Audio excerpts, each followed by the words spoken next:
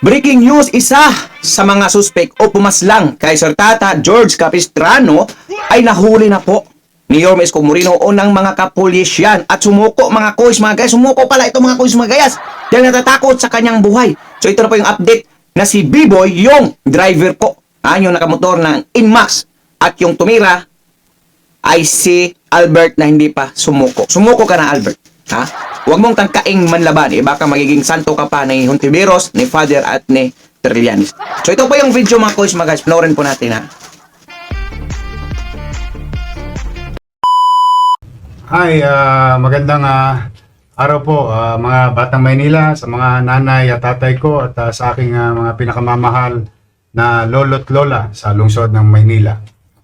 Ito po ang inyong lingkod at ito po ang Talk to the People wherein ito po yung programa ng Manila Public Information Office kung saan dito po ay agarang nag-update ang inyong pamahalaang lungsod kung kinakailangang i-update ang mamamayan dito sa atin at ang mga taong dumadako sa ating lungsod. Lalo na kung may mga aberya o insidente na mahalagang ma-update at makuha nyo kagad ang sapat at tamang impormasyon na nanggaling mismo sa pamahalaang lungsod ng Maynila. Muli po, kung hindi po kalabisan sa inyo ngayong hapon, again, sana po nasa mabuti kayong kalalagayan. Amin pong ipinakikisuyo na please do share this broadcast, live stream ng inyong city government sa inyong mga kaibigan, kakilala at mga kamag-anak o kapitbahay. As you all know, gusto po namin kayong bigyan ng update sa nangyaring insidente noong isang gabi dito sa lungsod. At lumalaganap sa buong Metro Manila ang Riding in Tandem Robbery Hold-up Group.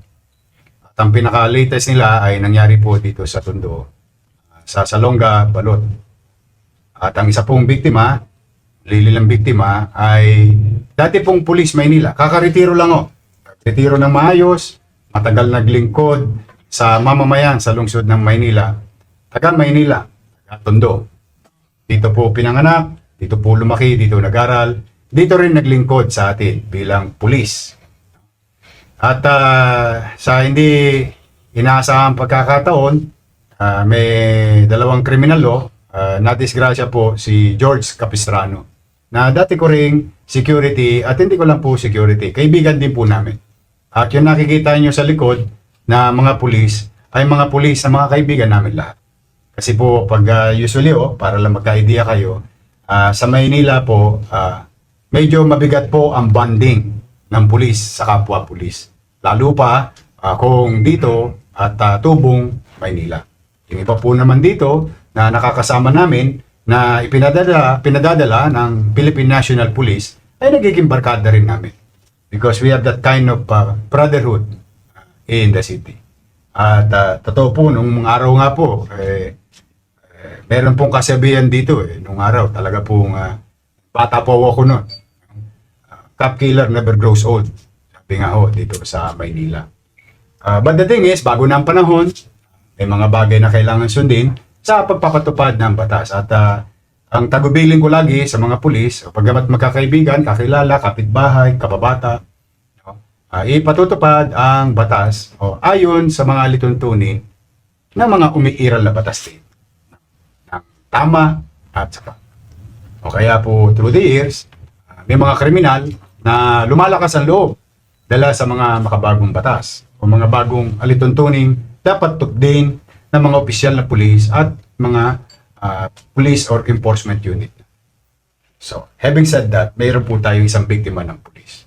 At kahapon ako'y nanawagan na sumuko at ang pinanawagan ko lamang ay yung driver ng motor na isa sa dalawa na suspect doon sa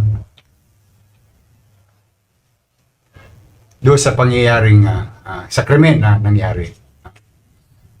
Then dahil nga po as you all know, ibang uri po ang Maynila, meron po kaming dating pulis na taga Tondo rin na tinawagan suspect na si B-Boy.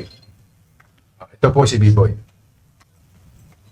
Ito po yung nakasaka, ito po yung may tangan-tangan ng motor. Pakita mo nga ulit yung video. Gusto ko lang kumpirma.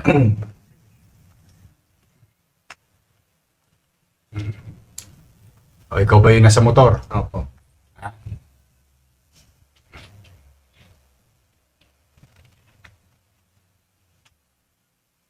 Ikaw yan. Opo. Sigurado ka. Opo.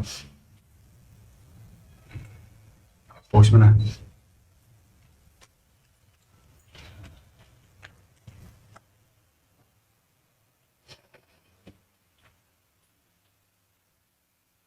Tumawag po ang isa naming chairman, si Chairman Espinosa.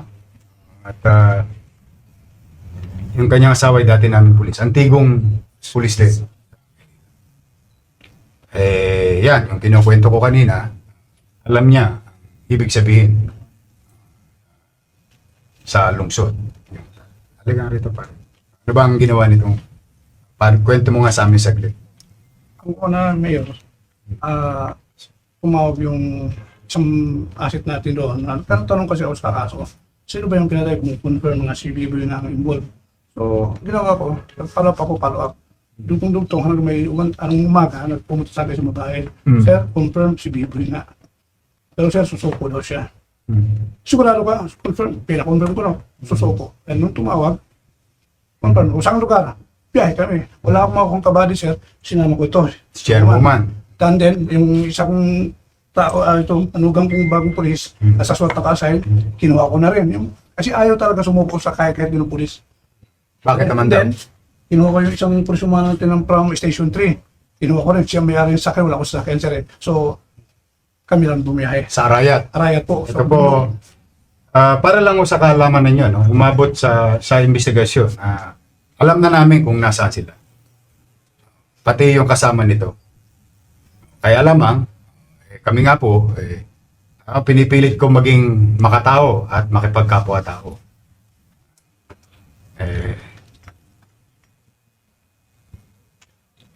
Talagang binigyan ko to ng pagkakataon para ma-resolve agad at makapagbigay ng ustisya sa pamilya ni George at yung mga hinold up nila, ang grupo nila.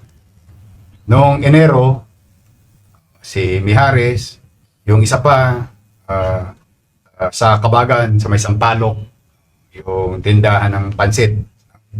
Ano po yan, umiikot to sila sa Metro Manila.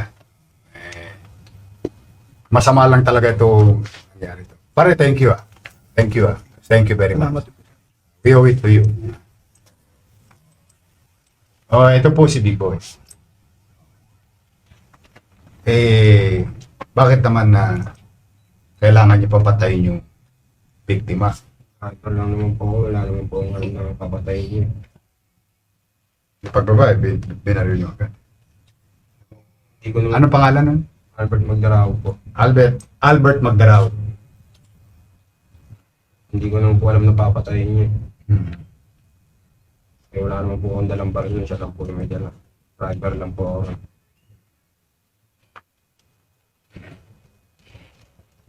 Ba't ka sumuko? Hindi naman po sana ako susuko eh.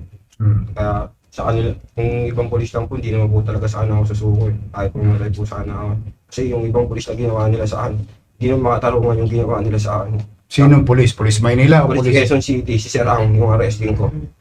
That's another story. Sa Maynila ba, nakatikim ka ng ganyan sa police? Meron din po. Dito sa Maynila? Meron po. Kailan panahon? Nung nanginguli po nila ako nakaraan, kilala ko po yung polis, nandun nga po kanina, sumusunod, pumubunot nga po, kaya natakot na naman po ako. Pero ito na naging biyahe nyo. Robbery hold up na talagang hanap buhay ninyo. Hindi po. Kailan lang po ako sumama sa kanila eh. Nakailan na kayo? Nakasama na lang po ako sa kanila, mga 7 beses pa lang. Pero hindi naman po rito ako sa Maynila. Ibang lugar po ako, hindi po ako gumaganap. Baguio po. Ganyan. Hindi naman po ako gumaganap dito sa Maynila eh. Bakit? Mga kababayan ko, siyempre, Ba't kayo bumalik dito sa Manila? iniyaya niya po ako eh. Hindi ko naman po alam na ganun papatay siya. Kung papatay lang siya, hindi naman ako sasama eh.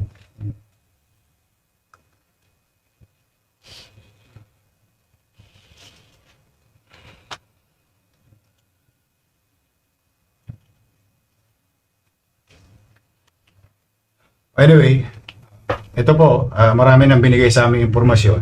O thank you sa impormasyon mo. Ha?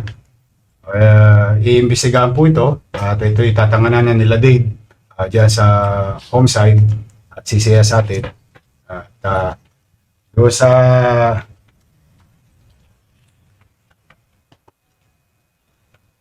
Albert Magdarao, Trinidad. Lapit ka na.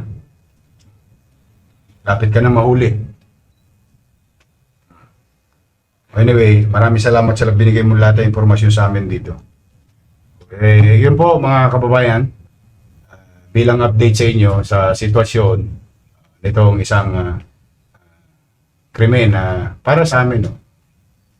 This is something personal to the Manila Police District. While everything is really being given attention, ibang uri lang ho ito. Kasi yung pulis na napatay kilala pong mabait na pulis. Hindi ho na-involve sa kung ano-anong problema. But anyway, nandiyan na po yan, nalulungkot tayo. Again, nakikiramay tayo sa pamilya ni George. Oh yeah boy. Hopefully, ma-resolve kagad itong kaso at mahanap pa yung ibang grupo nito. Natutuwa naman kami dahil ito po ikinantanay lupang hinirang at bayang magiliw o bayang magiliw, lupang hinirang o pati panata makabayan. Kaya kayong mga loko kayo, good luck sa inyo lahat. Sabi ko na sa inyo, huwag niyong gagawin sa Maynila. Will you do our best to keep the city peaceful. It will never be a perfect city. Hindi ito perfectong syudad. Hindi perfecto ang organisasyon namin.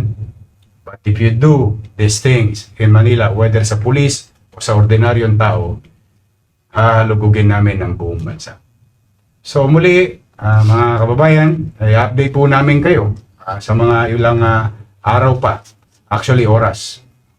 Oras pa. Hopefully, makapagbigay kayo ng update. Kay Chairman Espinosa at sa kanyang kanyang asawa na dati ring Police Maynila, Antigo Police Maynila. Nagpapasalamat ako sa inyo. We are halfway of giving justice to the victims. Narinig mo naman, nakapito na, di ba? O di pito yung mabibigyan natin ng justisya. Pati yung mga nabiktima nila sa Baguio. Saan kayo tumira? Baguio. Di man po ang ginawa namin. Ano naman? Ano po, pinasok po namin yung staff Oh, ano pa? Saan lugar pa? sa Kabalatuan po. Oh, saan pa? Ayun yung, Doon kayo tumitira? Saan pa? hindi po kami bumapakasara yung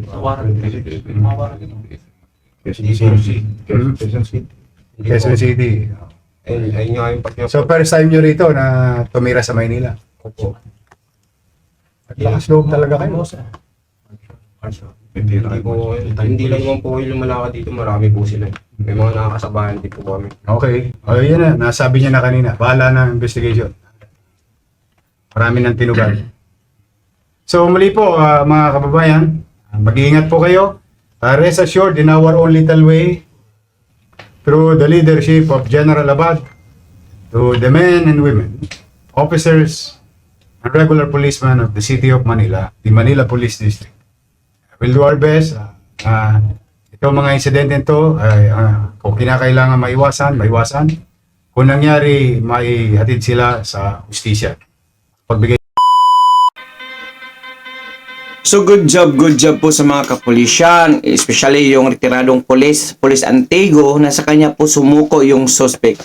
Palakpakan po natin. Ayan na po, unti-unti na po nakakamit ni Sir Tata George Capistrano ang kanyang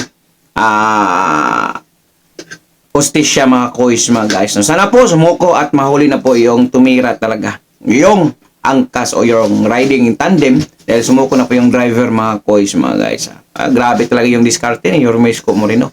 Talagang napapalabas niya, napapasuko niya. Ganun po kagaling, katindi. Ang ating buting Yorme Isko Moreno. Palakpakan po natin. I-komento po ninyo mga opinion o reaction sa comment section ng ating video. So for now, I'm God Manila. God first, God bless all peace. Bye-bye. Sa lahat ng viewers ni Dodoy Te, ito, yun, steady lang kayo dyan sa Gedli. Please continue to watch the videos and please do subscribe. Ingat kayo. God first. Godspeed to the city streets. We began to feel the fire. We rise like Yo, yo! Dudoy 2.0 Sa vlog na to, wag kang bibitaw, bro. Yeah, yeah, let's go! Hey, hey, yo, yo! Dudoy palaging andito. Balitang totoo, walang plastikan dito. Sa politika o simpleng usapan, hatid ay raw vlog, diretsong katotohanan. Dudoy 2.0 Laging trending ang kwento. Sa YouTube, hanap mo to. Political vlog na swak sa'yo. Banat makiride, wag na magpahuli. Sa bawat issue, may banat si Dode. Wala na, seryoso pa. Dodoy 2.0, siguradong panalo ka. Dodoy